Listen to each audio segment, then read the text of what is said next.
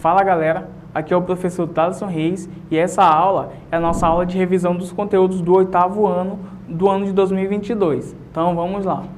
Entre muitos assuntos importantes que nós estudamos no ano passado, um assunto muito importante que vale a pena revisar é justamente sobre a Guerra Fria, que foi um importante marco na história terrestre e ela vai se dar primeiramente ali após a Segunda Guerra Mundial. Isso porque com o fim da Segunda Guerra Mundial, alguns países, os que estavam diretamente envolvidos, eles voltaram arrasados da Primeira Guerra Mundial. Foi um cenário muito caótico, isso porque havia cerca de 50 milhões de mortos e 28 milhões de pessoas mutiladas, e também as economias dos países estavam devastadas nesse cenário pós-guerra. Então, nesse cenário de devastação, haviam dois países que ainda possuíam grandes influências no mundo, que é justamente os Estados Unidos e a União Soviética. Só que esses países, eles possuíam sistemas econômicos diferentes. Os Estados Unidos, por exemplo, ele era influenciado pelo modelo capitalista, enquanto a União Soviética era pelo modelo socialista. Então, esses dois países hegemônicos, eles passaram a implementar algumas medidas para que pudessem manter as suas hegemonias em suas influências. Por exemplo, a União Soviética ela passou a aderir a algumas medidas. Por exemplo, ela anexou vários territórios à sua área de influência. Ela também aperfeiçoou o desenvolvimento de armas nucleares.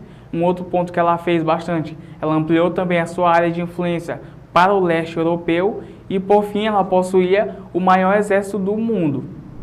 Enquanto isso, os Estados Unidos, por outro lado, ele distribuiu créditos para países devastados na guerra, então, justamente para a reconstrução desses países, como, por exemplo, o Japão, que foi um país muito devastado pela guerra, principalmente pelo próprio Estados Unidos, que explodiu bombas atômicas na cidade de Hiroshima e Nagasaki. E também os Estados Unidos implementou bastante a tecnologia para a produção de armas nucleares.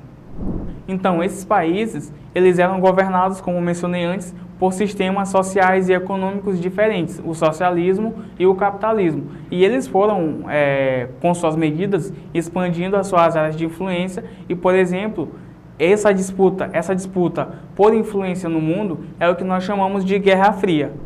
E ela é chamada de Guerra Fria justamente por nunca haver um embate físico entre essas duas potências, mas sobretudo era um embate ideológico sobre influência nos outros países. Tanto que, por exemplo, esse embate não aconteceu de forma direta, mas aconteceu primeiramente, principalmente por influências a conflitos armados de outros lugares.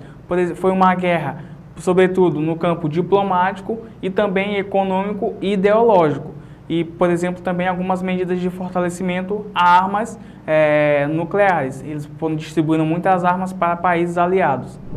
Entre alguns conflitos que eles tiveram bastante influência está justamente, por exemplo, a Guerra da Coreia, a Guerra do Vietnã, a Revolução Cubana, alguns conflitos também ali no Oriente Médio, conflitos entre grupos separatistas na África, além de apoio a golpes militares, como, por exemplo, o golpe que aconteceu aqui no Brasil em 1964, a ditadura militar. E além dessa disputa por influência, houve também uma disputa tecnológica. Por exemplo, tem a disputa espacial, que ela é um marco muito importante na história da Terra. Por exemplo, a União Soviética, os soviéticos foram os primeiros a lançar um satélite. E também foram os primeiros a enviar uma pessoa para o espaço.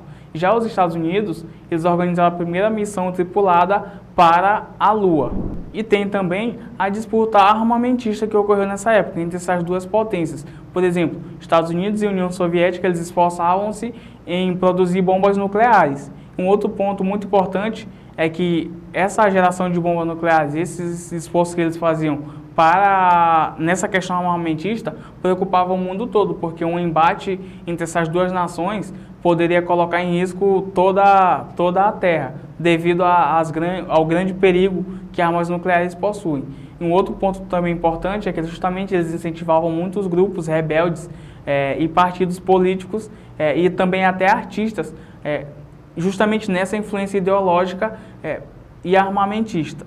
E já na década de 1980 é que a União Soviética ela vai passar pelos primeiros problemas. Ela vai atravessar uma grave crise econômica, principalmente pelo modelo político adotado e também por incentivar principalmente a questão de armamentos, de investir todo o seu capital em armamentos e não em sua manutenção. Então, ela passou por uma grave crise econômica e no ano de 1991, com o fim da União Soviética, também isso vai marcar o fim da Guerra Fria.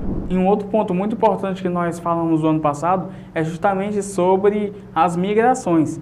E as migrações, elas se dão através de dois fluxos. É o fluxo de emigração, que é quando há a saída do indivíduo para um determinado território, e o processo de migração, que é quando há a entrada desse indivíduo em outro determinado território. E de acordo com alguns cientistas, esses fluxos migratórios, eles se dão desde a pré-história, desde o início da formação do homem, quando eles vão sair de alguns lugares para determinados outros lugares, principalmente motivados por condições climáticas, em busca de alimentos e uma determinada série de outras coisas, principalmente no fator sobrevivência.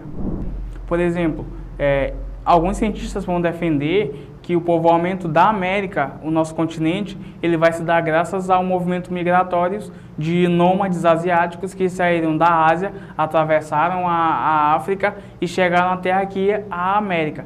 Isso principalmente em busca de alimentos. Então, nesse caso, a busca por alimentos foi o que motivou principalmente essas migrações dos asiáticos para a América.